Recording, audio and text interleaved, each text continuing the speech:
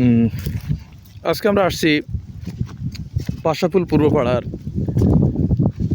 এই মাঠে, যে মাঠে আমরা বেড়ে উঠেছি, যে মাঠে আমাদের শৈশবের সকল স্মৃতি এখানে জড়িত। তো দীর্ঘদিন পরে বাড়িতে এসে মনে হলো যা একটু মাঠে গিয়ে আমার শৈশবের স্মৃতিগুলোকে একটু রোমন্থন করি।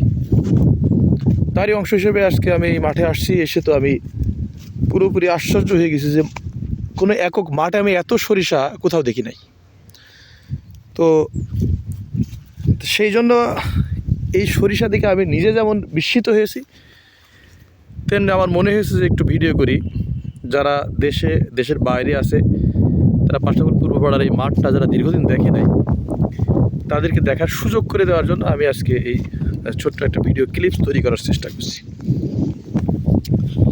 তো এটা হচ্ছে আমাদের পূর্বপাড়ার বিলের পাশে যে জায়গাটা, সে জায়গা। তো সেই শৈশবে সেই বিলের কোনো চিহ্ন এখন আপাতত সেইভাবে নাই। এখন আপনারা যেটা দেখতে পাচ্ছেন, এই বিলটা হচ্ছে এখন বলা যায় সম্পূর্ণ টুকরো টুকরো হয়ে গেছে, এবং প্রতিটা টুকরো এক একজনের মালিকানায় চলে গেছে, যার ফলে জনসাধারণের সামগ্রিক যে মাছ ধরার যে ব্যাপারটা ছিল সেটা এখন আর দৃশ্যমান নয়।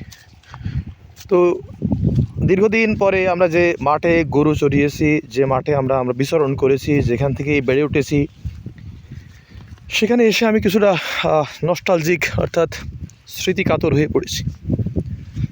তো আসলেই সৌন্দর্য বেড়েছে না কমেছে সেটা বড় কথা নয়, কিন্তু আগের মতো প্রচুর লোক মাঠে আর দেখা যায় না।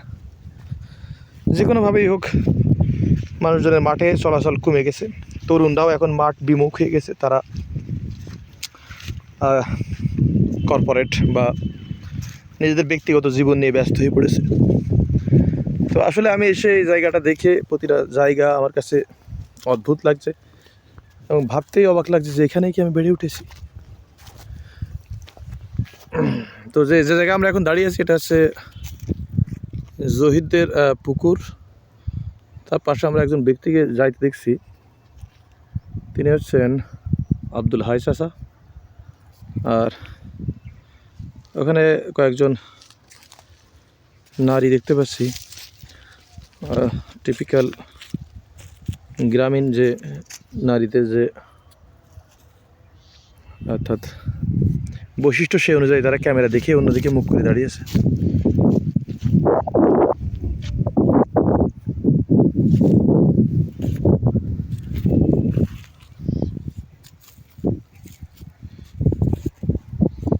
আসলে এত বেশি সরিষা